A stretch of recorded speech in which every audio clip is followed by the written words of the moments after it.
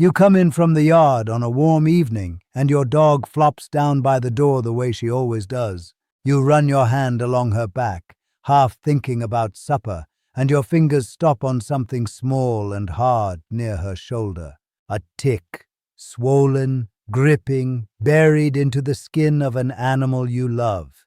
Your stomach turns a little, and then you start thinking about where she has been all afternoon and where your children have been playing, in that same grass, under those same trees. That feeling is why you are here, not curiosity, worry, the good kind of worry that makes a person want to actually fix something instead of hoping it goes away on its own. So let me tell you plainly what this is going to cost you, because I think you have been paying far too much for far too long.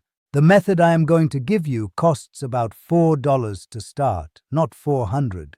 Not a service that comes every month with a truck and a hose and a bill you dread opening, about the price of a sandwich. And it works on the thing that almost nobody bothers to control, which is not the tick itself, but the place the tick has to live in order to survive in your yard at all. Now, I want you to stay with me, because there is a part of this that should make you a little angry before the end.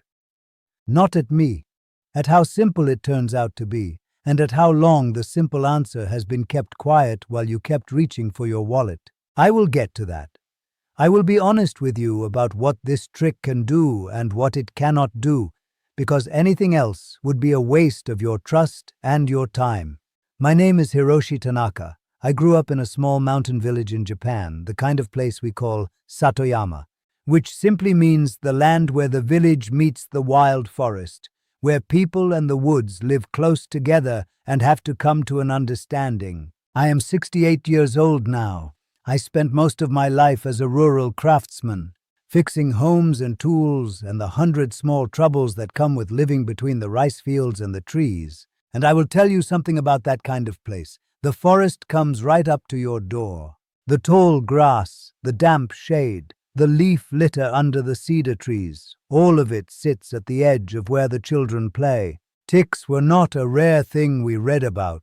They were a thing we managed every single summer for our animals and our families with what we had on hand. And what we had on hand was cheap and dry and sitting in nearly every workshop in the valley. Before I go further, do me one small kindness. If old, practical fixes for modern home problems are the sort of thing you want more of, the kind your grandparents would have known without thinking twice, then go ahead and subscribe so these find their way back to you. And while you are here, I am curious. Tell me in the comments where you are watching from and whether the ticks are bad where you live this year. I read them. In some places they are getting worse, and the people who live there always know it first, long before anyone with a clipboard does. So tell me, I would like to know what you are dealing with at your own back door. Because here is the truth that took me a long time to fully respect. The tick on your dog did not appear out of nothing. It did not wander in from a mile away. It was waiting in a very particular spot in your own yard, in conditions it cannot live without. And almost everyone who tries to solve this problem spends their money attacking the tick and ignores the spot. They spray the whole lawn. They treat the open grass where the sun beats down all day, which is, as it happens, just about the one place a tick does not want to be. And they wonder why the trouble keeps coming back, summer after summer, dollar after dollar. In my village, we learned to stop the damage before it started, not because we were clever, but because we had no choice. A monthly service truck was not coming up our mountain. If a problem was going to be solved, it was going to be solved by us. That kind of poverty teaches a person to look very closely at where a problem actually begins, instead of where it is most annoying. And the place a tick problem begins is not the middle of your yard. It is the edge, the shady, damp, quiet edge that you walk past every day without a second look.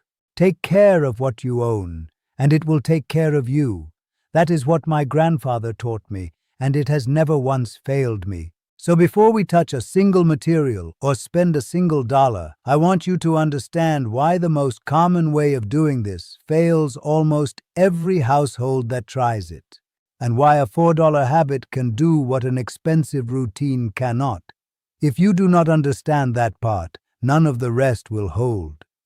And you will be right back where you started by next July, pulling something hard and swollen off the back of an animal you were only trying to protect. So let me take you out to that edge, to the line where your kept yard meets the wild, and show you what is really happening there. Walk with me to the edge of your yard, the part you almost never think about. It is where the mowed grass ends and something messier begins. Maybe it is a row of trees, or a fence line gone shaggy, or a flower bed packed with mulch and low leaves, or the cool shadow along the north side of the house where the sun never quite reaches. Run your eyes along that line. That narrow strip, no wider than your two hands held apart, is where nearly every tick in your yard is living right now. Not the open lawn, the edge. I want to be plain about why, because this is the whole thing. And if you take only one idea away from me, let it be this one. A tick cannot make its own water.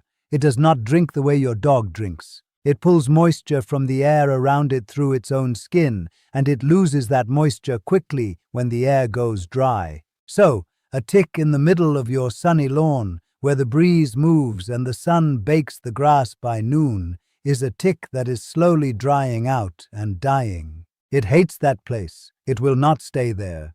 It retreats always to the shade and the damp and the still air at the edge, into the leaf litter and the tall grass and the mulch, where the ground stays moist and cool and the air does not move. That is its whole world. That thin, humid border is the only place it can survive the long wait for something warm to brush past.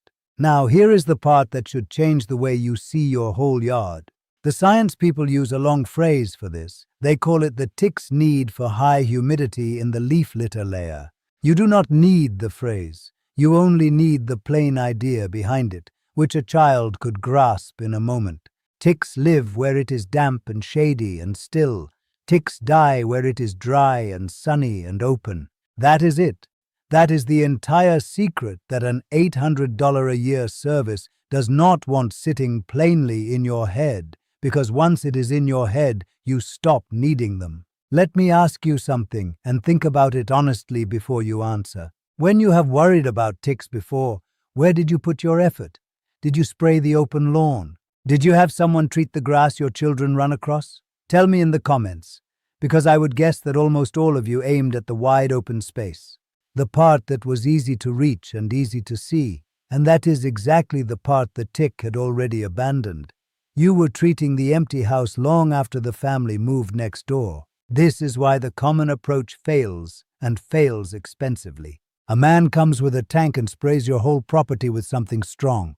For a week or two it works, because the spray reaches even into the edge and knocks back what is there.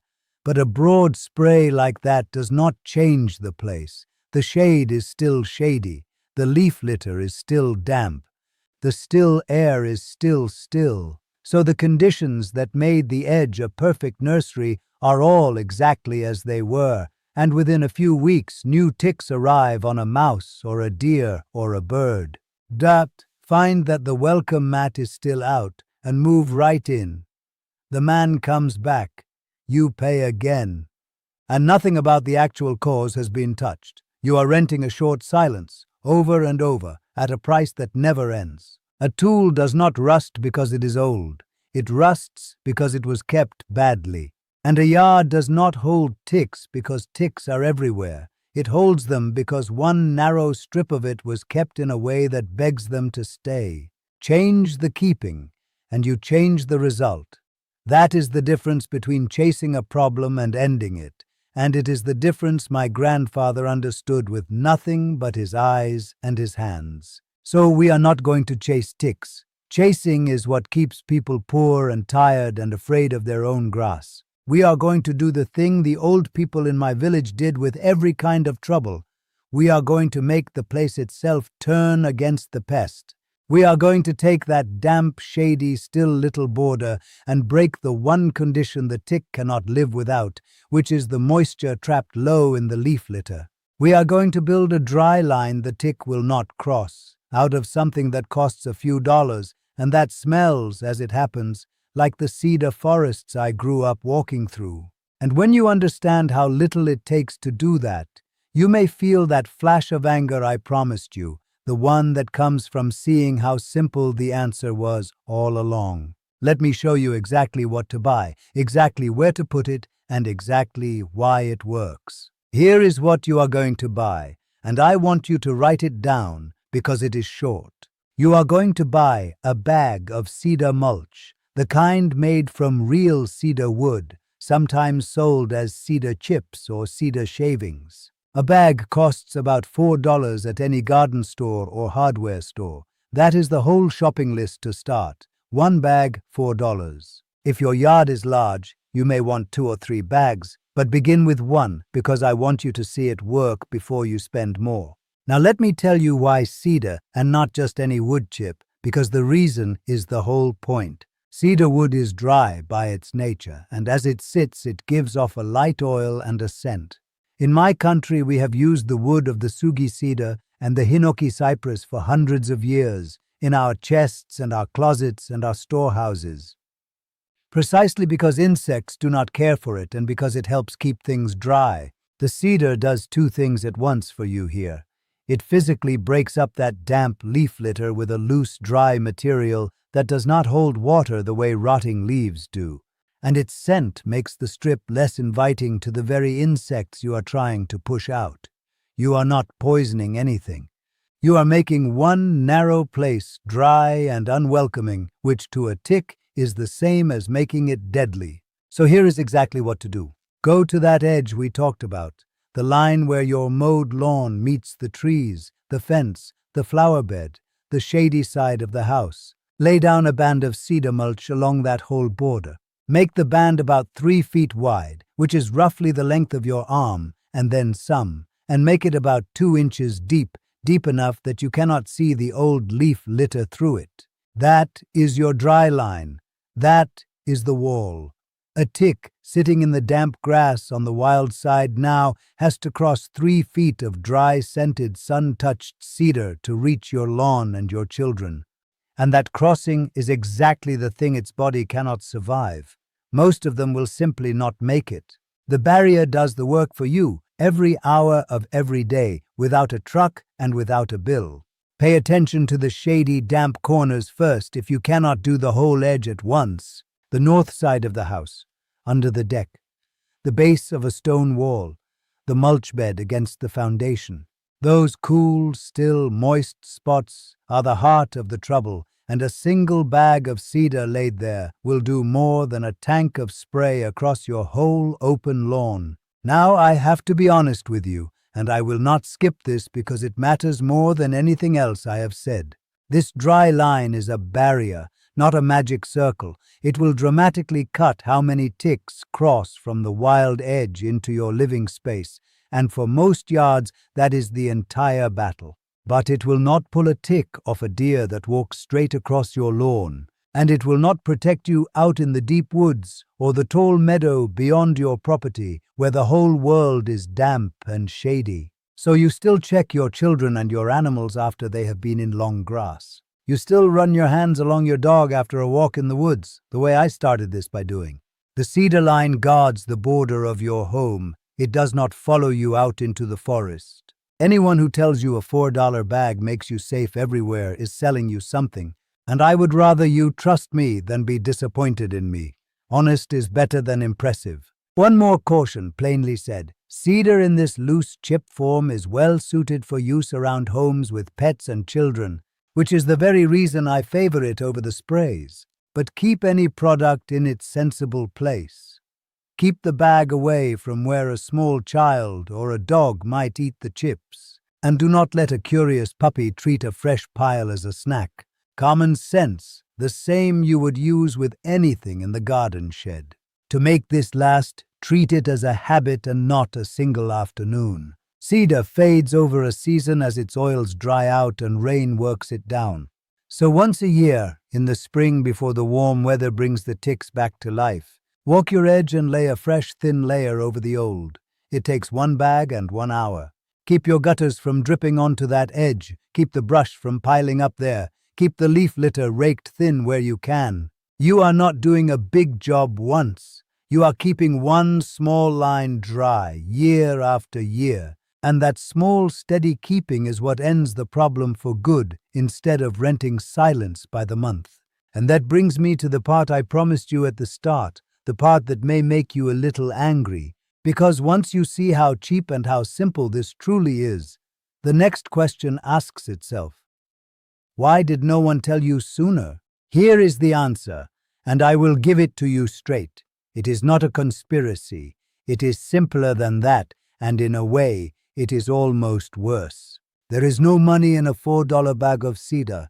There is no money in a habit you do yourself in 1 hour, once a year, with your own 2 hands. There is a great deal of money in a truck that comes to your house every single month, in a contract that renews on its own, in a strong spray that wears off just slowly enough that you forget to be suspicious about why the ticks always seem to come back. The expensive version is not expensive because it works better. It is expensive because the price is the entire point of it. No one builds a business on teaching you to need them less. So the simple thing, the dry line your great-grandparents would have understood without a word of explanation, just quietly slipped out of memory because nobody with a budget had any reason to remind you of it. I think about my grandmother when I explain this. In our house in the mountains, the summers were thick and wet, the kind of damp that creeps into wood and cloth and bone. The forest pressed right against our garden, and the long grass along the paddy edge was full of the same small biting things you are fighting in your own yard. She did not own a single bottle of spray. What she had was cedar and ash, and a way of keeping the ground around the house raked clean and dry and open to the sun. She would walk the edge of the garden in the early summer with a basket, laying down what we had, muttering that the bugs could keep the wet shade and we would keep the dry. She was not a wise woman in robes. She was a tired farmer's wife with too much to do, solving a real problem with what was in the storehouse, because no help was coming up the mountain to do it for her. That is the whole of the wisdom. It was never magic.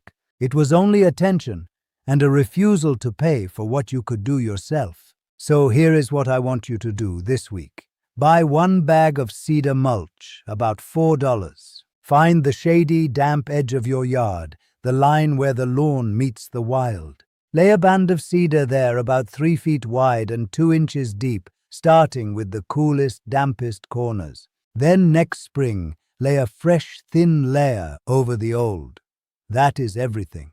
That is the trick that quietly does what the monthly truck only pretends to. Let me ask you one thing, and please answer me in the comments because I do read them. What is the shady, damp edge of your own yard?